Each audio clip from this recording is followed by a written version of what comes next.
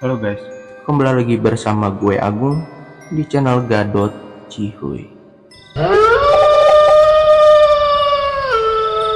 Oke, di episode ini gue akan menceritakan tentang kisah nyata urban legend yang ditulis oleh Bro Agil Saputra.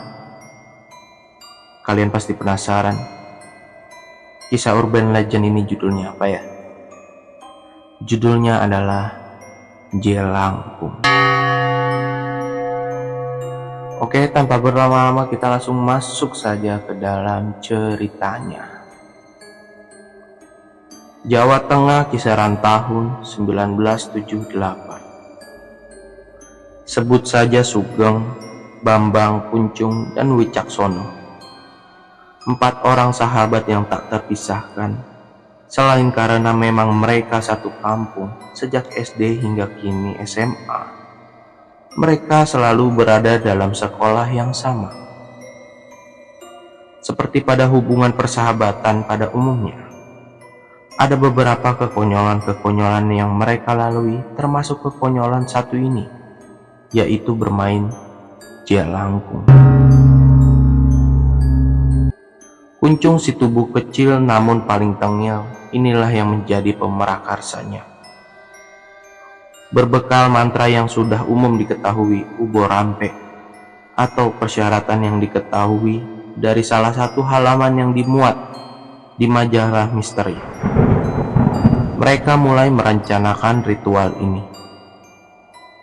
Tak ada tujuan pasti, motivasi satu-satunya hanyalah rasa penasaran yang memang sedang kuat dirasakan oleh remaja seumuran mereka. Sugeng si paling lugu dan penakut, sekaligus narasumber dari cerita ini, sebenarnya tak setuju perihal ritual jelangkung ini. Namun apa daya, karena yang menang adalah suara terbanyak. Mau tak mau, atas nama konco kental atau persahabatan, Sugeng harus ikut terlibat di dalamnya. Mereka mulai mempersiapkannya. Wicaksono, si paling terampil dalam urusan kerajinan, mulai membuat boneka jelangkung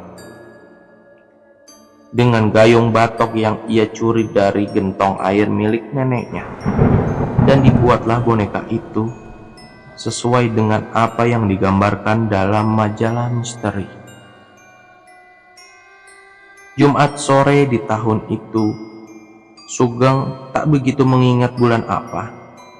Mereka berempat pergi ke sebuah makam Jawa tak bertuan di salah satu lembah di taman kota. Mereka menancapkan boneka jelangkung itu di makam tersebut sesuai petunjuk menurut informasi dari majalah. Sebelum menggunakan boneka jelangkung itu harus dibiarkan tertancap di sebuah makam selama 1 malam.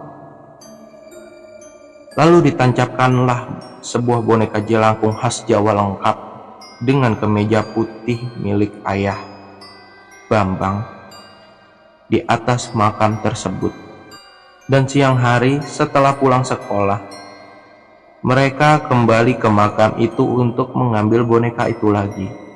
"Sudah ya Mbah," ucap Kuncung dengan nada bercanda sembari mencabut boneka itu.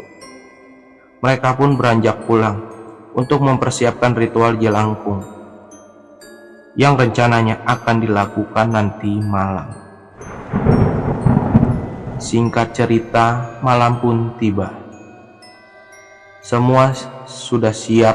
Boneka yang sudah diikatkan dengan kapur tulis beserta kelengkapan lainnya seperti kembang, kopi pahit, air santan, dan tidak lupa sabak atau papan tulis yang terbuat dari batu. Mereka berempat membuat kelengkapan itu ke sebuah rumah tua yang terbengkalai di dekat cungkup atau tempat menyimpan perlengkapan pemakaman di pinggir desa. Mereka sengaja mengambil waktu agak larut agar tak ada warga atau tetangga yang memergokinya. Mengingat ini adalah aktivitas yang cukup aneh, tentu akan timbul masalah bila ada orang lain yang mengetahuinya. Sesampainya di sana, mereka mulai menggelar tikar, menyalakan 2 buah lentera kecil, dan menata semua sajian dan ritual pemanggilan arwah. Lalu jelangkung pun dimulai. Boneka sudah dipegang sejajar oleh mereka, tepat di atas papan tulis. Sejenak mereka semua terdiam, saling pandang. Apakah kita akan benar-benar melakukannya? Mungkin itu yang ada dalam batin mereka semua saat itu. Kuncung mulai memberikan arahan untuk mengucapkan mantra. Ayo alon-alon. Ayo pelan-pelan. Ucap Kuncung sebelum mulai membacakan mantranya sembari memberitahu agar jangan ada yang melepaskan boneka ini jika nanti timbul pergerakan. Jawab Bambang yang belakangan ini agak sebal dengan Kuncung yang selalu berlagak seperti dukun akhir-akhir ini. Yo. Lalu mantra pun diucapkan dengan hikmat di tengah suasana ruangan itu yang lembab. Sugeng tampak menoleh-noleh ke sekitarnya. Ia merasa ada orang lain selain mereka di ruangan itu. Namun dengan segera Kuncung mengisyaratkan Sugeng untuk kembali berkonsentrasi. Mantra yang diucapkan berulang ini nampaknya belum membuat boneka ini bergerak. Mulai timbul keraguan dalam diri mereka masing-masing. Sugeng dan Wicak mulai berhenti melafalkan mantra itu. Namun tidak dengan Bambang dan Kuncung yang justru tempo bacaannya kian cepat. Dan benar-benar tak selang berapa lama, kemudian boneka itu terhentak ke atas seakan ingin terbang. Sugeng yang kaget sempat melepaskan satu tangannya hingga akhirnya si Kuncung berisyarat untuk tidak melepaskan pegangan itu. Mereka semua kini terdiam melihat sang boneka bergerak. Boneka semakin tak beraturan. Dengan kata-kata yang terbata-bata si Kuncung berkata, "Selamat datang, Mbah." Perlahan boneka yang tadinya bergerak tak beraturan ini terlihat melandai, bergerak memutari menuju sajen. "Monggo, Mbah, dipun kedapi. Silakan, Mbah, kalau dinikmati," kata Kuncung kembali. Boneka itu mulai memutar-mutar dan berhenti di mangkuk berisi kunci yang ditali.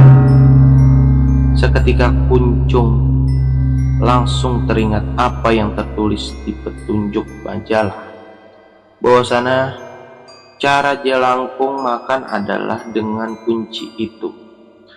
Dengan satu tangannya, Kuncung mengambil kunci yang ditali itu dan mengalungkannya di leher boneka seraya berkata, "Permisi, Mbah." Setelah terkalung, boneka itu mulai bergerak mengitari sajen, mencelupkan kunci itu ke gelas yang berisi kopi dan air santan. Setelah itu, boneka kembali bergerak menuju tengah, tepatnya di atas papan tulis, dan menggerakkan kapur tulis yang terikat. Di bawahnya membentuk tulisan yang hanya berupa titik-titik. Kini Bambang mengambil alih dan bertanya, "Nama kamu siapa?" Boneka itu sejenak terdiam, namun kembali bergerak menuliskan kata yang itu, yaitu adalah namanya, Rumi. Setelah itu Sugeng, Wicak, Kuncung, dan Bambang terlihat saling pandang seakan mengisyaratkan tentang kata-kata apa lagi yang harus ditanyakan. Tapi di sini Wicak tiba-tiba saja berkata, Anda laki-laki atau perempuan, Mbah? Ya jelas perempuan lah, namanya saja Rumi. Gerutu Kuncung dengan berbisik sambil menyenggol badan Wicak yang berada di sampingnya. Di sini Kuncung sedikit meminta maaf dengan sosok yang berada di dalam boneka jelangkung tersebut dan kembali bertanya, "Kamu hidup di tahun berapa, Mbah?" Di sini boneka itu mulai bergerak, tapi hanya menuliskan 2 angka yang bisa dibaca, yaitu 1 dan 9. Dan suasana pun menjadi tegang, karena setelah itu boneka ini mulai menulis dengan tak beraturan. Tak selang berapa lama kemudian, boneka itu mulai bergerak tak beraturan. Menurut penuturan Sugeng, sang narasumber, boneka itu gerakannya sangat berat dan kuat.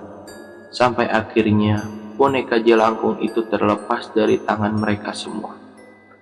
Boneka itu terbang melayang dan menghantam langit-langit sebelum terhempas ke lantai. Mereka semua panik, namun tak beranjak dari tempatnya bersila, sampai akhirnya mulai muncul suara yang sulit digambarkan. Yang jelas suara itu sangat mengganggu dan menakutkan. Mendengar itu mereka semua langsung lari terbirik-birik, berhamburan meninggalkan tempat itu dengan lentera yang masih menyala. Mereka pun berhenti di sebuah gardu keamanan yang kebetulan sepi. Di situ mereka semua baru menyadari kalau sendal mereka tertinggal. Sugeng, Kuncung, dan Bambang buru-buru ingin segera pulang saja. Tapi tidak bagi Wicak. Ia terus merengek mengajak temannya untuk kembali ke tempat itu. "Itu sendal kulit milik ayahku, bisa dirujak kalau saya tidak bawa pulang," kata Wicak kepada 3 temannya itu. Akhirnya dengan terpaksa mereka mengikuti kemauan Wicak. Setelah si Kuncung juga berujar bahwa kita harus mematahkan boneka jelangkung itu sebelum meninggalkannya, karena kalau tidak arwah yang dipanggil akan mengikuti kita. Dan sampailah mereka di sana. Sambil saling berpegangan mereka mulai mengambil sendal mereka masing-masing dan membawa lentera yang tadi sempat tertinggal dan belum sempat dimatikan. Tapi di sini mereka kembali panik ketika boneka jelangkung itu tidak ditemukan. Mereka berempat mulai mencari di sudut ruangan hingga pindah ke ruangan lain, tapi boneka itu tetap saja tidak ditemukan. Seakan lenyap begitu saja. Sugeng yang ketakutan mengajak teman-temannya untuk pulang dan mencarinya keesok hari saja. Kebetulan malam ini adalah malam minggu. Teman-teman sempat menolak mentah-mentah pendapat Sugeng. Tapi karena setelah lama dicari boneka tetap tidak ditemukan, akhirnya mereka berempat memutuskan untuk pulang dan akan kembali di esokan hari. Mungkin dengan perasaan yang penuh ragu dan khawatir, mereka pulang ke rumahnya masing-masing. Benar saja, Sugeng satu-satunya narasumber dari cerita ini yang berujar sesampainya di rumah ia benar-benar sulit untuk tidur.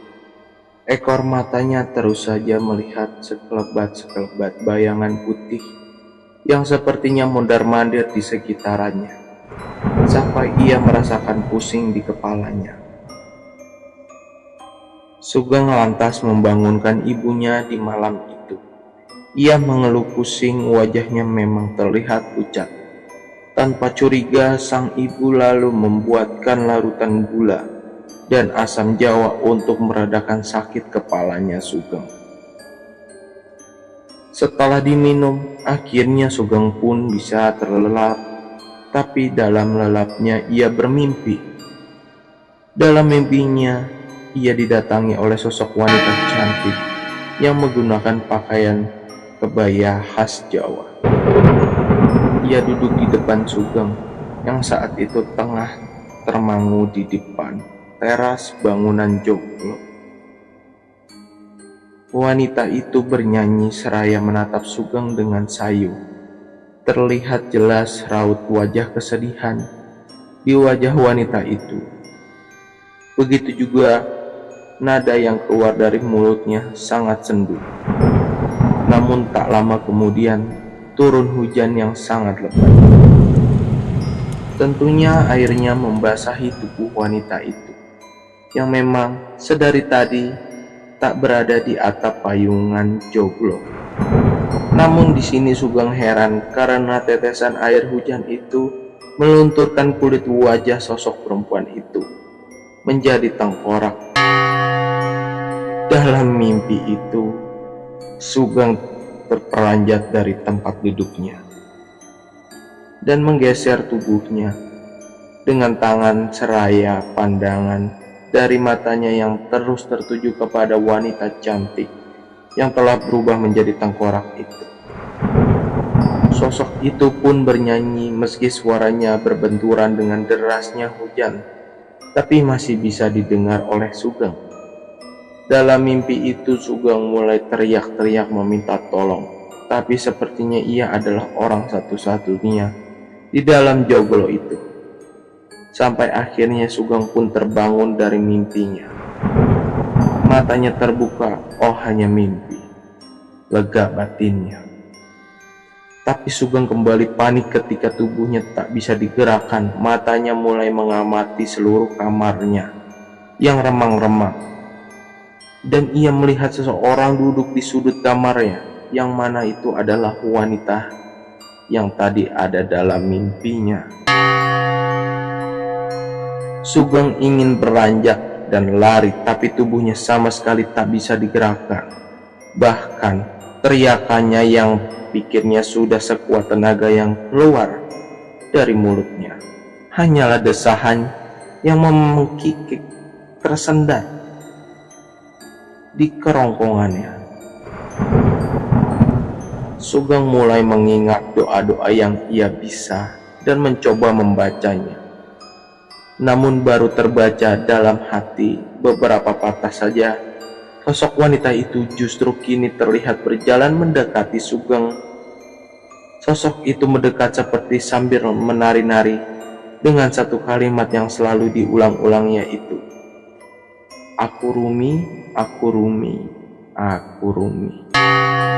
Dengan sekuat tenaga akhirnya Sugeng berhasil menggerakkan tubuhnya dan menarik selimutnya untuk menutupi seluruh tubuhnya. Tapi karena selimutnya itu tipis, ia masih bisa melihat bayangan sosok itu dari balik selimutnya. Sosok itu benar-benar mendekat, tapi ia diam, mendekatkan wajahnya ke wajah Sugeng yang bersembunyi di balik selimut. Kepalanya terlihat melenggang-lenggang, seakan mengamati Sugeng yang tengah ketakutan, dan kini terlihat jarinya yang panjang terarah ke pipi Sugeng menyentuh pipinya sambil berkata, "Wedyo, takut ya?" Perasaan Sugeng campur aduk kala itu. Dari balik selimutnya ia memejamkan matanya sambil berdoa sebisanya. Namun sosok itu tak pergi, justru malah menyentuh-nyentuh seluruh tubuh Sugeng sambil tertawa. Dan akhirnya Sugeng yang tak kuat pun berteriak sekuat tenaga hingga membangunkan seisi rumah.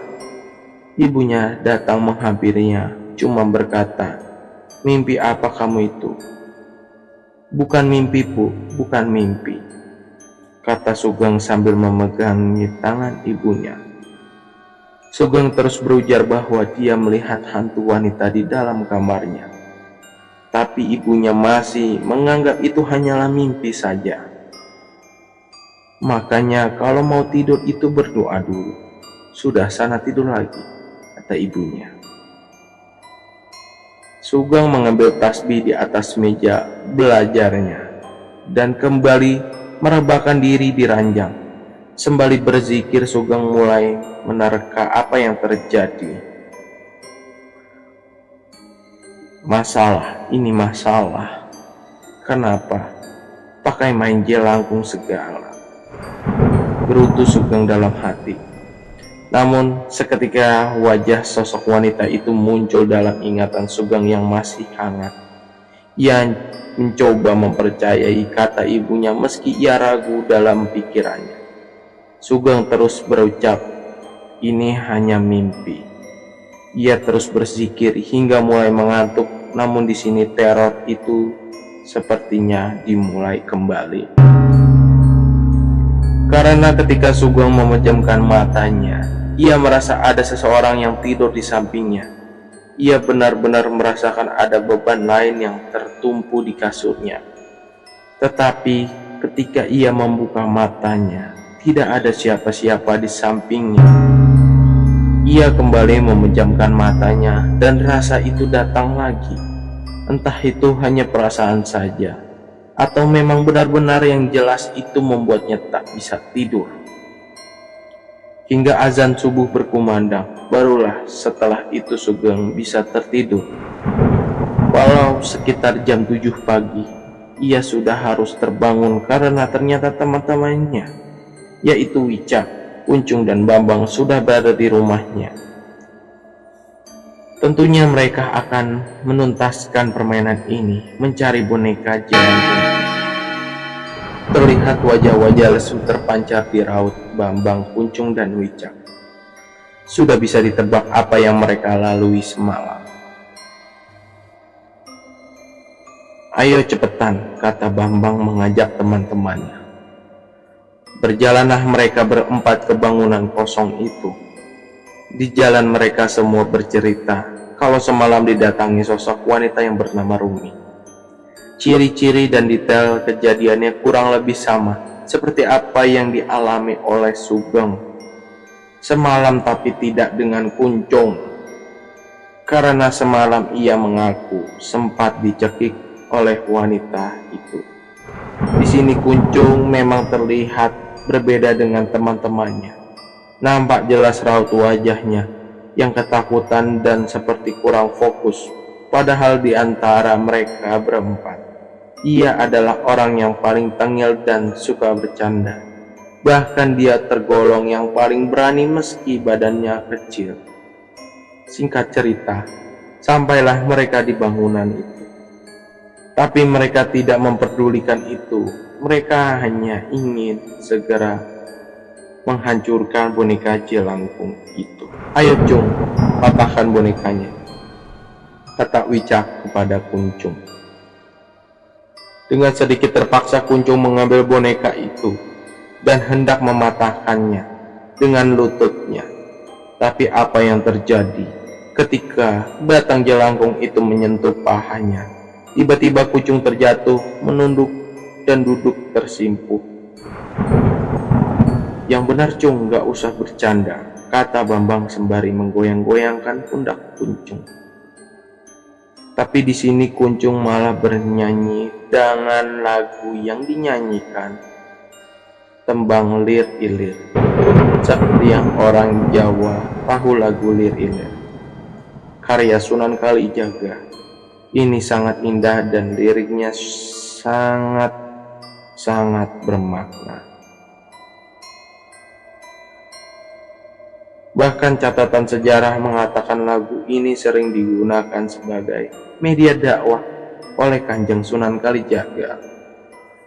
Namun seketika aura lagu itu berubah menjadi seram dan suram, karena di sini suara yang keluar dari mulut Kuncung adalah suara wanita. Suaranya begitu merdu. Sejenak mereka terdiam saling pandang. Wah, Kuncung kerasukan ini, kata Bambang. Mereka tak berbuat apa-apa sampai sosok yang merasuki Kuncung itu menyelesaikan bait dari lagunya. Baru setelah itu Bambang disusul dengan yang lainnya mulai mendekat dan duduk di depan Kuncung yang diduga tengah kerasukan itu. Dengan gemetar Bambang berkata, "Permisi Mbah, dengan siapa ini ya Mbah?" Seraya memberikan tangannya untuk berjabat. Padahal tentu sebenarnya mereka semua tahu kalau sosok yang merasuki Kunjung adalah arwah Jelangkung yang semalam mereka panggil, yaitu Rumi.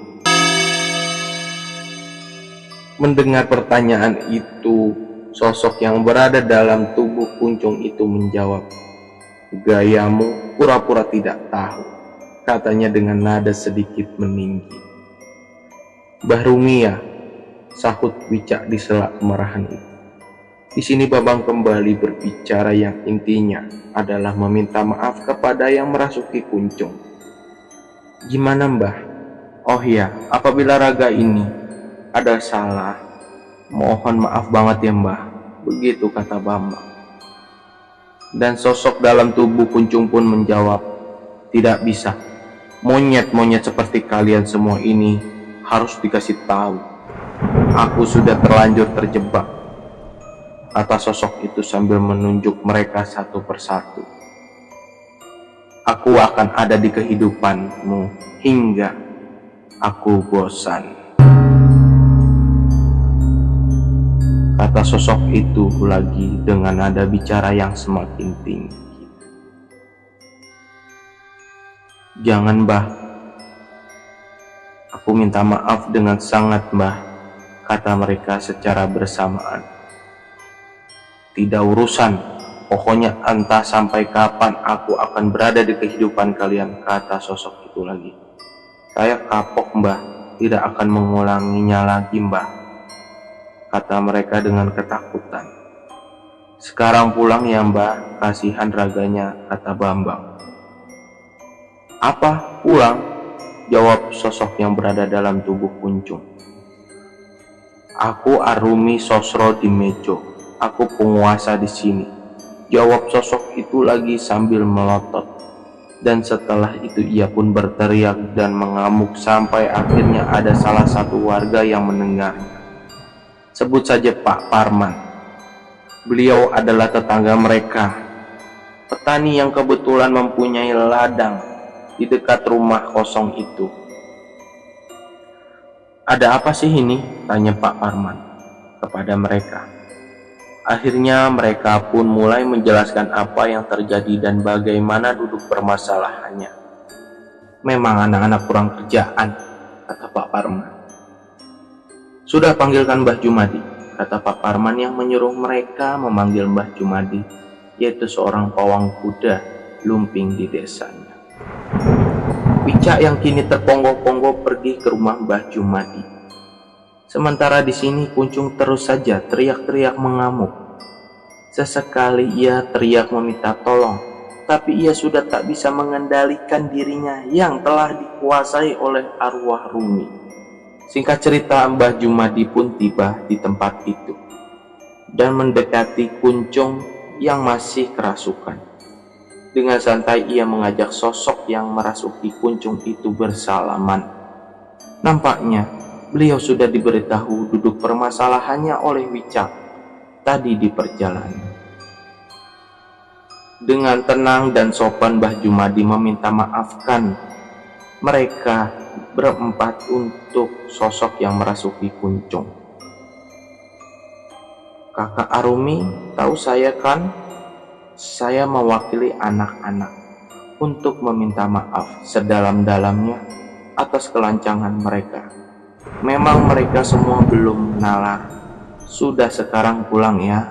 Begitu kira-kira kata Mbah Jumadi kepada sosok yang merasuki tubuh Kunjung seraya bersalaman. Dan Kunjung pun tampak tenang, kemudian tubuhnya melemas. Mbah Jumadi mengeluarkan kain hitam di sakunya dan menyabetkannya ke tubuh Kunjung. Seketika ia langsung terbangun dan muntah-muntah. Pak Parman dan Mbah Jumadi mengajak mereka berempat untuk keluar dari bangunan itu dan mengajak mereka duduk di pinggir sawah. Di sini Mbah Jumadi memberi nasihat kepada mereka berempat. "Nak, Jelangkung itu bukan permainan yang main-main loh. Kalau kamu ilmunya serampangan bisa bahaya. Kalian bisa gila diikuti sama demit yang kamu panggil itu. Jelangkung itu permainan yang terlarang. Saya tidak bisa banyak membantu kalian. Saya hanya bisa meminta maafkan karena saya cuma pawang orang kesurupan, bukan kiai. Sudah, sekarang semua pulang. Nanti kalau masih diganggu, bilang sama orang tuamu, suruh panggil kiai. Begitu kira-kira kata Mbah Jumadi kepada mereka. Singkat cerita, mereka pun pulang.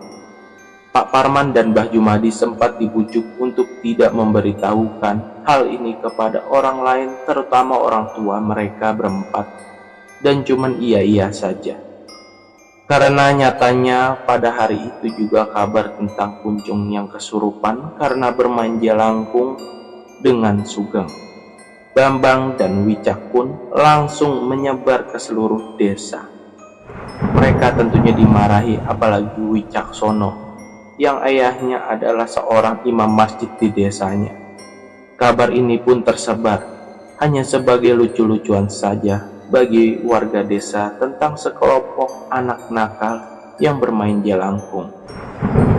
Namun tidak bagi Sugeng, Bambang, Kuncung, dan Wicak, karena ternyata arwah Rumi ini masih berlanjut hampir tanpa jeda. Berawal dari semalam setelah mereka bermain jelangkung dan sekarang di hari kedua. Hari itu Sugeng dimarahi orang tuanya habis-habisan. Ayahnya terutama yang didikannya agamanya cukup konservatif, tentunya marah mendengar anaknya melakukan hal itu. Sampai akhirnya malam pun tiba. Sugeng benar tak khawatir dengan kemarahan orang tuanya. Ia justru gelisah memikirkan kata-kata yang keluar dari sosok yang merasuki Kuncung pagi tadi, yang mana sosok itu berkata akan berada di hidup Sugeng dan teman-temannya hingga ia bosan. Sugeng tentu bergidik ngeri mengingat kata-kata itu. Segera ia mengambil wudhu dan hendak sholat. Nampaknya hari ini cukup menguras tenaga Sugeng, merasa capek, namun ia seperti sudah menduga ia tak akan bisa tidur lelap malam ini. Sugeng hanya memandangi langit-langit kamarnya hingga ia pun tertidur dan kembali bermimpi didatangi oleh sosok Rumi itu lagi. Tapi mimpi itu hanya sekejap saja karena setelah Rumi menampakkan wajahnya, Sugeng seketika langsung terbangun dengan keringat yang bercucuran. Astagfirullah, kata Sugeng. Ia memandangi sekitaran kamarnya seraya mengusap-ngusap mukanya, berharap sosok itu tak ada di sini. Tapi nampaknya Sugeng salah, karena ketika ia menengok samping ranjangnya ada sosok wanita yang duduk di situ, di atas kasurnya.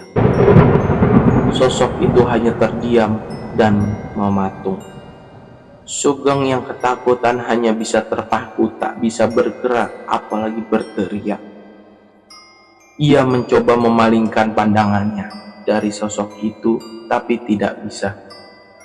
Bahkan untuk sekedar berdoa dalam hati saja, ia seperti pikun dan tidak ingat harus berdoa apa. Yang ia ingat hanyalah, ya Allah, ya Allah, ya Allah. Begitu katanya dalam hati. Perlahan sosok yang ada di sampingnya pun beranjak dan berdiri, dan kini sosok itu benar-benar menghadap dan menatap Sugeng. Tak jelas raut wajahnya, tapi yang jelas sosok itu mulai berubah menjadi seperti kuntilanak dengan rambut yang acak-acakan. Sosok itu mengacungkan telunjuknya dengan kukunya yang panjang ke arah Sugeng yang masih terpaku dan berkata, "Aku Rumi, aku masih di sini." Itu kata yang sangat diingat oleh Sugeng. Setelah itu pandangan Sugeng menjadi gelap. Ia pun tak sadarkan diri dan tiba-tiba terbangun di tempat yang asing. Entah ini mimpi atau memang Sugeng dibawa ke alam lain. Ia berada di dalam sebuah rumah dan samar-samar ia mendengar suara teman-temannya, yaitu Bambang, Wicak, dan Kuncung, yang sepertinya tengah berdebat. Sugeng mulai mencari ke arah sumber suara dan bertemulah ia dengan teman-temannya yang tengah terikat di sebuah ruangan. "Keluar, Geng! Keluar, cepat lari!" kata salah satu temannya di kejadian itu.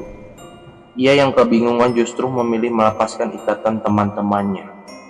"Ayo keluar bersama," kata Sugeng sambil melepaskan ikatan teman-temannya satu persatu. Namun ketika semua tali terlepas, tiba-tiba ada seseorang yang memegang pundaknya. Sontak ia menoleh. Ternyata seorang wanita yang kini terlihat tengah bertolak pinggang seakan marah dengan apa yang Sugeng lakukan. Di sini Sugeng tak merasa takut karena wanita itu parasnya cantik, mengenakan kebaya khas Jawa. Dilihat dari wajahnya, wanita itu sepertinya seumuran dengannya. Ya, wanita itu adalah Rumi arwah Jelangkung yang ia panggil. Karena beberapa saat kemudian sosok wanita itu memang memperkenalkan dirinya. "Hei, aku Rumi." Setelah mendengar kata itu, tanpa basa-basi, Sugeng berlari seraya mengajak para kawannya. "Ayo lari, Des!" Tapi langkahnya ternyata dihalangi oleh sosok Rumi yang kini berubah menjadi mirip kuntilanak dengan tubuh yang hampir menyentuh langit-langit. Dengan seringai senyumnya, sosok itu berkata, "Tunggu dulu, kalian semua harus diberi hukuman." Sugeng pun mulai mundur dan merapat dengan teman-temannya. Dan tiba-tiba berdengung dengan keras di ruangan itu suara orang ramai yang menurut Sugeng sedang membaca sholawat. Sangat sulit dijelaskan keadaan kala itu. Yang jelas seiring dengan itu suasana kembali gelap. Dan Sugeng pun terbangun di halaman surau dekat rumah. Kata-kata "Alhamdulillah" yang ternyata terucap dari orang-orang yang berada di situ mengiringi kesadarannya. Sugeng mulai menoleh ke sebelah kanan dan kirinya, terlihat sahabatnya juga di situ dengan keadaan yang sama. Sepertinya mereka juga mengalami apa yang dialami oleh Sugeng. Ternyata setelah ia melihat sosok Rumi dan pandangannya menjadi gelap, Sugeng mengalami kerasukan di tengah malam itu. Begitu juga dengan Bambang, Wicak, dan Kuncung yang juga kerasukan dalam waktu yang hampir bersamaan. Meski mereka tengah berada di rumahnya masing-masing. Mereka semua seperti dibawa ke dimensi lain. Dan ngerinya mereka berempat kesurupan selama hampir 2 hari, walaupun mereka merasa hanya beberapa menit saja saat pandangannya mulai gelap dan terbangun di rumah Joglo dan kembali tersadar lagi di halaman surau di desa itu. Tak ada kata-kata yang bisa terucap dari mulut mereka setelah sadar. Mereka terlihat lemas dengan katung mata yang menghitam. Mbah Badawi, seorang kiai di desa itu, yang menjadi perantara atas kembalinya mereka berempat, terlihat memberi nasihat seraya menyodorkan air kelapa muda untuk mereka minum. Untung baru 2 hari, kalau sudah 3 hari atau lebih kalian semua bisa menjadi gila. Begitu kata Mbah Badawi, yang juga berpesan kepada mereka untuk tidak mengulangi perbuatan itu lagi. Setelah itu boneka Jelangkung dibakar oleh beliau. Dan gangguan arwah Jelangkung Rumi pun berhenti sampai di sini. Singkat cerita, setelah kejadian ini Sugeng, Wicak, Bambang, dan Kuncung berubah menjadi seseorang yang lebih mendekatkan diri kepada Tuhan. Terlepas dengan apa yang telah mereka lalui bersama. Ya, mungkin cerita Jelangkung ini sampai di sini dulu. Apabila nanti ada cerita-cerita lanjutannya, nanti akan gue bawain lagi ya. Terima kasih buat Bro Agil yang udah menulis cerita ini dan mengizinkan gue untuk men-share cerita-ceritanya kepada kalian semua. Oke, mungkin segitu saja ya di video kali ini. Sampai ketemu di video selanjutnya. Gue Agung mohon pamit bila ada salah-salah kata. Oh, jangan lupa kalau jika kalian mempunyai kisah kisah atau cerita-cerita pengalaman mistis kalian, silahkan cek deskripsi, DM di salah satu akun Facebook gua atau Twitter gua atau Instagram gua. Oke, terima kasih teman-teman. Sampai jumpa, bye-bye.